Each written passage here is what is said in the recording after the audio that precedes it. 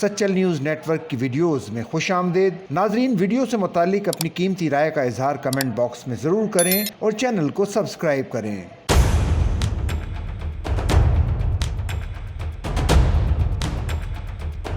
آئی سی سی women's world cup qualifier کی finalist ٹیمیں بھارت میں مین راؤنڈ میں کوالیفائی کریں گی۔ 19 اپریل تک تمام 8 ٹیمیں ٹورنامنٹ میں اپنی جگہوں کی تصدیق کر لیں گی۔ لاہور میں اتوار کو ٹورنامنٹ میں شریک ٹیموں کے کپتانوں کا فوٹو شوٹ ہوا۔